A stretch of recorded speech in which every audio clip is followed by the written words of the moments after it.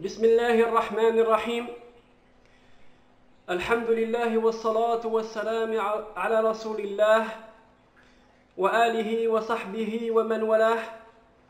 Assalamu alaikum wa rahmatullahi wa barakatuh. Chers frères, chères sœurs, je fais cette vidéo aujourd'hui pour faire passer un message très important aux personnes qui sont malades d'une maladie curable ou d'une maladie non curable, avec des pathologies assez lourdes ou avec une pathologie bénigne, aux frères et aux sœurs qui ont une souffrance et qui n'arrivent pas à trouver de remède, ou bien qu'ils abandonnent leur remède, ou bien tout simplement qui n'ont pas de réponse à leur pathologie et qui baissent les bras. Sachez que d'après Abu Huraira rapporte que le prophète sallallahu alayhi wa sallam dit que Allah Jalla wa ala n'a pas fait descendre une maladie sans son remède. À comprendre ici que Allah a fait descendre toute maladie, chaque maladie, avec son remède.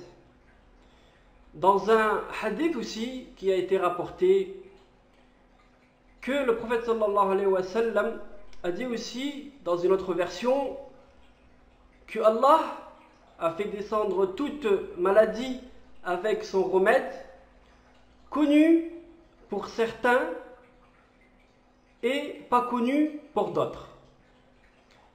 Ce qui veut dire, c'est que toute maladie, toute pathologie ou tout problème, que ça soit physique ou mental, alhamdulillah, sur terre se trouve le remède. Le message que je veux faire passer aujourd'hui, c'est vraiment de ne pas baisser les bras. Parce que nous savons qu'il y a ici le remède. Maintenant, Inch'Allah, je vais vous expliquer pourquoi dans certaines thérapies, on n'arrive pas à trouver de remède. Nous avons déjà parlé de la médecine prophétique ou des médecines dites alternatives ou des thérapies naturelles.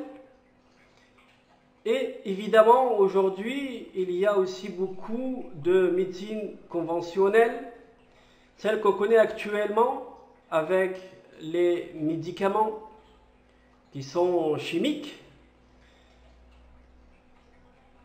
Et je voudrais revenir sur la médecine prophétique.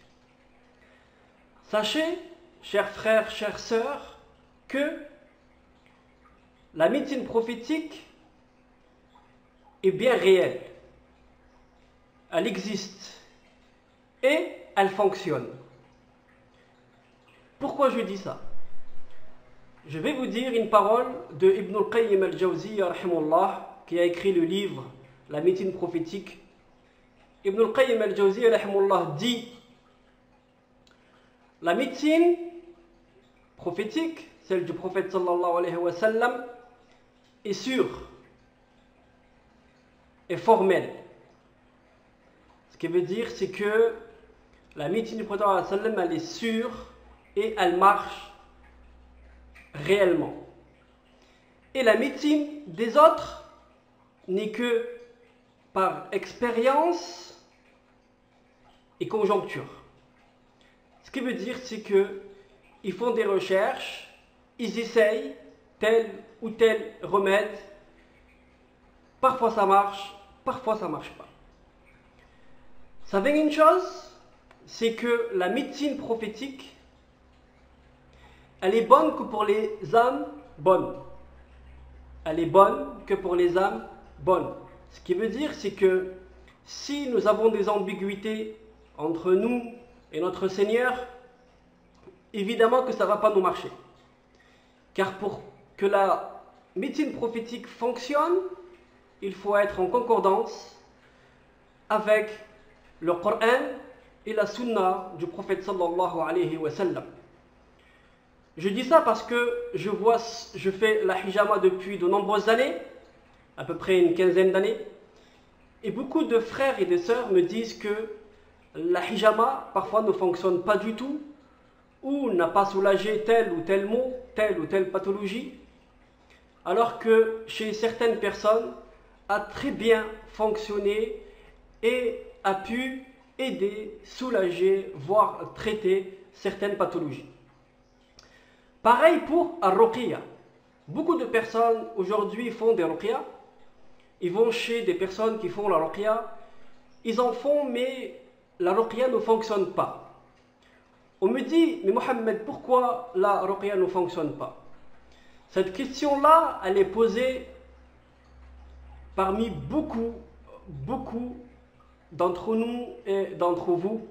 Mais la bonne question qu'il faut se poser, c'est est-ce que je suis en concordance avec le Coran et la Sunna, et est-ce que je n'ai pas fermé les portes, ou bien j'ai fait peut-être quelque chose dont Allah Jalla wa Ala a fermé les portes de sa miséricorde. Donc le message que je voulais vous passer, c'était de ne pas abandonner, de chercher la miséricorde d'Allah Jalla wa Ala, puis bien sûr chercher les soins aussi qui sont autorisés par la loi, et aussi qui sont autorisés surtout par la loi d'Allah Jalla wa Ala, qui est très importante. Il y a un remède pour les pathologies psychologiques, pour les pathologies dites physiques, même pour certaines pathologies incurables. Je dis ça parce que j'en ai vu de mes propres yeux depuis mes longues expériences que j'ai eues aux Émirats, en Arabie Saoudite, au Maroc ou en France. Certaines personnes qui avaient des pathologies incurables, puis se sont remis complètement à Allah Jalla wa Ala, et leurs pathologies ont disparu par la grâce d'Allah. Walhamdulillahi Rabbil Alamin. Sachez une chose encore, je reviens sur ce point-là. Vous savez que la plupart des savants de l'islam disent que la clé de la guérison, c'est le repentir. La clé de la guérison, c'est le repentir. Donc, si nous avons des défauts, nous ne sommes pas en concordance avec le Coran et la Sunna, on ne va certainement pas trouver la guérison. On va pouvoir se traiter, on va pouvoir aller chez de dizaines de médecins, chez des dizaines de hajjam, chez des dizaines de raqi, mais nous n'allons pas trouver de soulagement, ou bien nous n'allons pas trouver de remède. Pourquoi? Parce que justement, les portes de la miséricorde d'Allah Jalla wa Ala sont fermées.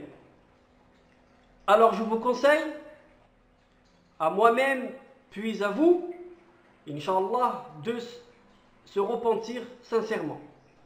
Essayez de chercher là où elle est votre faille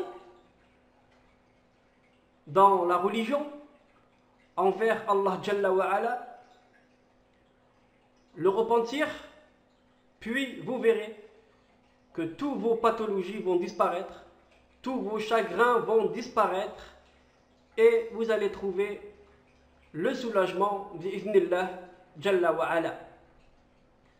Ceci dit, je souhaite à tous mes frères et mes sœurs de trouver la bénédiction d'Allah Jalla wa Ala. Subhanakallah wa bihamdih, ashhadu an la ilaha illa anta, wa astaghfiruka wa atubu ilayka, walhamdulillahi rabbil alamin.